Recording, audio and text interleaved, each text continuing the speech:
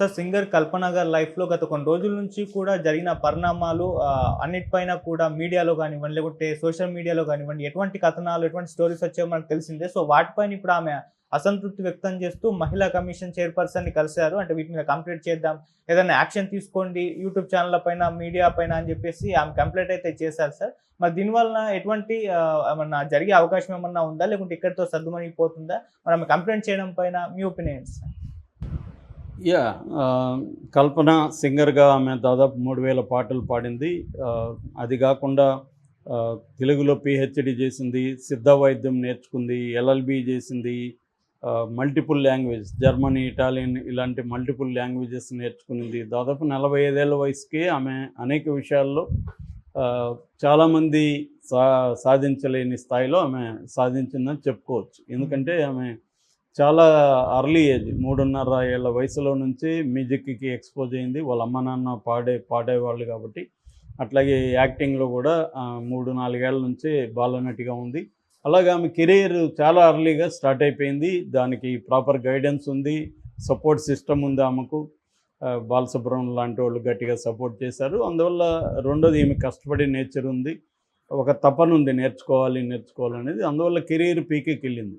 కానీ వ్యక్తిగతంగా వచ్చేసరికి ఈమె ముఖ్యంగా వైవాహిక జీవితంలో అనేక ఒడిదుడుకులు ఎదుర్కోవడం అనేది కనిపిస్తుంది.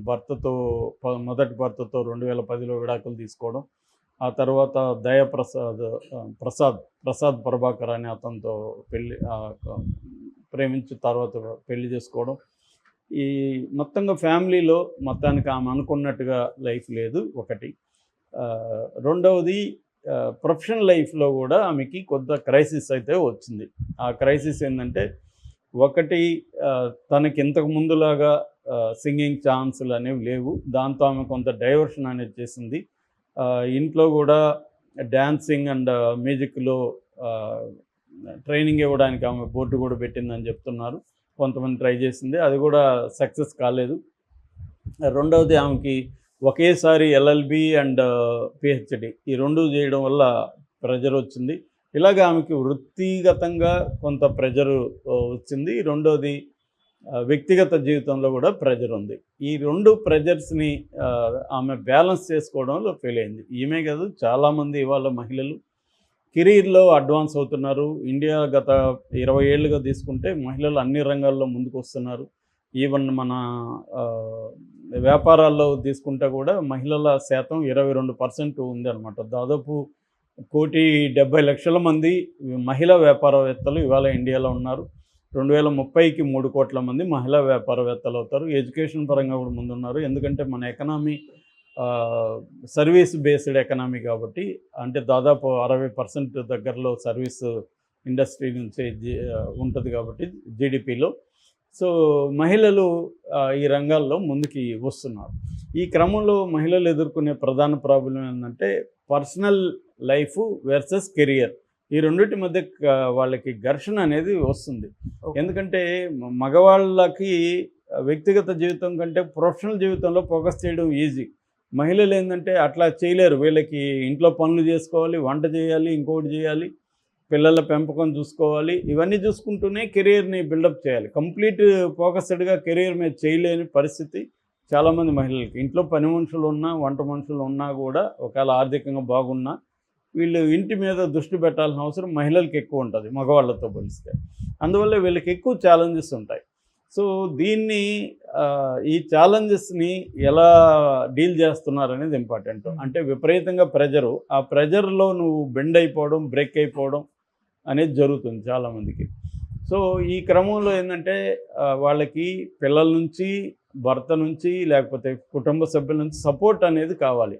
ఇది లేనప్పుడు ఇంకా ఇబ్బంది అవుతుంది. సో, ఇవన్నీ బయటకు వచ్చాయి ఇప్పుడు. అంటే ఆమెనేదో మన వ్యక్తిగతంగా ఆమె జీవితాన్ని గురించి బయట మాట్లాడడం అనేది కాదు, ఆల్రెడీ పబ్లిక్ డొమైన్లో ఉన్నదని నేను చెప్తున్నాను. రెండోది జనరలైజ్ చేసి చెప్తున్నాను.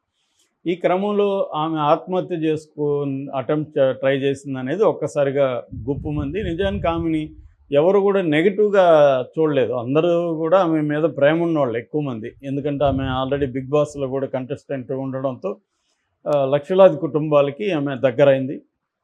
తర్వాత ఆమె పాడిన పాటలు విననోళ్ళు ఎవరు ఉండకపోవచ్చు, అందరూ ఏదో ఒక సందర్భంలో వినుంటారు. ఆమె పాడిందని తెలియకపోయినా ఆమె పాట వినుండే అవకాశం అందరికీ ఉంది. పాటలు వినే తెలుగు పాటలు వినే ప్రతి ఒక్కరు ఆమె పాట వినుంటారు. ఇందువల్ల ఆమె పట్ల కన్సర్న్‌తోనే ఎక్కువ మాట్లాడారు. కాకపోతే ఇవాళ ఉన్న మనకు మీడియా ప్రధానంగా యూట్యూబ్ ఛానళ్ళు, కొన్ని వెబ్‌సైట్లు ఎలా ఉన్నాయంటే వీటి మోడల్ ఏందంటే ఓన్లీ వ్యూస్ మీదనే బతకాలి. వ్యూస్ ఎక్కువ రావాలి, వాచ్ అవర్స్ ఎక్కువ రావాలి. ఈ రెండిటి మీద బతకాలి. చాలామంది బయట అనుకుంటారు యూట్యూబ్ ఛానళ్ళు మిగతా వాళ్ళు బీభత్సంగా డబ్బులు సంపాదిస్తున్నారు. అదంతా అబద్ధం. చాలా సర్వైవల్ క్రైసిస్‌లోనే ఉన్నాయి ఇవన్నీ. ఎందుకంటే ఎక్కువైపోయి ఒక ఎగ్జాస్ట్‌లోకి వెళ్ళిపోయింది. అంటే ఇంకా పొటెన్షియల్ లేదు, ఎక్స్టెండ్ చేసే పరిస్థితి లేదు. సో ఇన్కమ్ తగ్గిపోయింది, రెవెన్యూ. కాబట్టి ఈ క్రమంలో యూట్యూబ్ ఛానల్ సర్వైవల్ కోసం ఏం చేస్తాయంటే ఏ ఇష్యూ దొరికినా దాన్ని సెన్సేషన్ చేయాలి అన్న ఒక ఇది వచ్చేసి, సెన్సేషన్ చేయకపోతే చూడట్లేదు, చూడకపోతే సర్వైవ్ కాదు, సర్వైవ్ కాకపోతే ఉద్యోగాలు పోతాయి. ఈ క్రైసిస్లో ఉంది.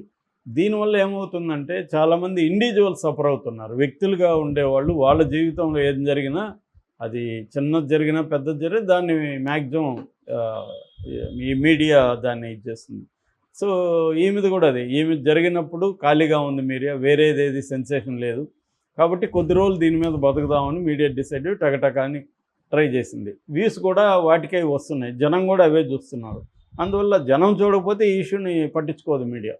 సో ఇది జరుగుతుంది. దీంతో ఆమె సఫర్ అయింది. తర్వాత ముందేమో ఆమె ఆత్మహత్యకు కారణం ఆమె కెరీర్ ప్రాబ్లం అన్నారు. తర్వాత భర్తతో ఆమెకి ఇబ్బందులు, ఆయన ప్రసాద్ ప్రభాకర్తో ఇబ్బందులు అన్నారు. ఆ తర్వాత ఆమె చెప్పిందని చెప్పి పోలీసులు చెప్పారని చెప్పి వాళ్ళ కూతురు, పెద్ద కూతురికి ఆమెకి మధ్య ఇబ్బందులు వచ్చాయి. పెద్ద కూతురు కేరళలో ఉంటుంది, ఆమెను ఇక్కడ చదివించాలని కోరిక. అమ్మాయి రానింది, ఆ వాగ్వాదం జరిగింది, ఆ మనస్పర్ధతో ఎక్కువ ట్యాబ్లెట్లు మింగింది అనేది ఇంకోటి. తర్వాత ఆమె వీడియో చేసింది, అదేమి లేదు, నాకు ఒత్తిళ్ళు ఉన్నాయి, ఆ ఒత్తిళ్ళతో ఇన్సోమ్నియా, నిద్రలా పట్టనితనం ఉంది, అందువల్ల డాక్టర్ల దగ్గరికి వెళ్తే డాక్టర్లు కొన్ని నిద్ర పట్టడానికి మాత్రలు ఇచ్చారు, అది నేను ఎక్కువ వేసుకోవడం వల్ల నేను స్పృహ తప్పాను అనేది కూడా చెప్పింది. ఇది కూడా పాజిబుల్ కాదని మనం చెప్పలేము. ఆమెకి నిద్ర పట్టలేదని ఒకటి వేసుకుంటే నిద్ర పట్టలేదని 2 వేసుకునింది అనుకో, 2 రోజుల పాటు మెలకు కూడా రాకుండా ఉండొచ్చు. సో అటువంటి కండిషన్ కూడా జరగచ్చు. రెండోది ఆమె మానసిక పరిస్థితిని బట్టి 1 వేసుకుంటున్నాము, 2 వేసుకుంటున్నాము తెలియని పరిస్థితి కూడా ఉండొచ్చు. సో అటువంటి కండిషన్లు కూడా జరగచ్చు. ఏదేమైనా అది ఆమె వ్యక్తిగత విషయమే. కాకపోతే ఏంటంటే ఆమె పబ్లిక్ ఫిగర్ కాబట్టి వ్యూస్ ఎక్కువ వస్తున్నాయని విపరీతంగా కుమ్మడం జరిగింది. అయితే ఇప్పుడు ఆమె నిన్న వెళ్ళి, కూతురు వాళ్ళు కలిసి వెళ్ళి మహిళా కమిషన్ నేరెళ్ళ శారద గారిని కలిసి కొన్ని యూట్యూబ్ ఛానళ్ళ మీద కంప్లైంట్ ఇచ్చినట్టుగా తెలుస్తుంది. ఎందుకంటే కొన్ని ఛానళ్ళు ఇంకా ఘోరంగా టైటిల్ పెట్టేస్తారు, చనిపోయినారని పెట్టేస్తారు, వాళ్ళ వ్యూస్ కోసం ఘోరంగా పెట్టేసే వాళ్ళు ఉండరు. ఎందుకంటే యూట్యూబ్ ఛానల్ మీద ప్రభుత్వ నియంత్రణ లేదు, యూట్యూబ్ నెట్వర్క్ కూడా లేదు. అంటే స్వీయ నియంత్రణ ఉంటారు, మిగతా మీడియాకి ఉంటుంది, అది మెయిన్ స్ట్రీమ్ మీడియాకి, వీళ్ళకు అది కూడా లేదు. అందువల్ల అదే కాకుండా మెయిన్ స్ట్రీమ్ మీడియాకి యూట్యూబ్ మీడియాకి కూడా తేడా కూడా ఇప్పుడు తగ్గిపోయింది. ఎందుకంటే ప్రతి మెయిన్ స్ట్రీమ్ మీడియా కూడా వాళ్ళ యూట్యూబ్ ఛానల్ మీదనే బతుకుతున్నారు. వీళ్ళు అందరూ కూడా డిజిటల్ మీడియానే వాళ్ళకి ప్రధాన ఇన్కమ్ సోర్స్ అయిపోయింది. అందువల్ల పెద్ద తేడా లేని పరిస్థితి అయిపోయిందనమాట. సో ఇదొకటి. రెండవది, ఇటువంటి జరిగినప్పుడు పోలీసులు ఇమ్మీడియట్గా స్పందించి ఒక క్లారిటీ ఇవ్వాలి. అది ఇవ్వట్లేదు పోలీసులు. వాళ్ళకు ఉండే సమస్యలు వాళ్ళకు ఉండొచ్చు, అది ఇవ్వకపోవడం వల్ల ఏమవుతుంది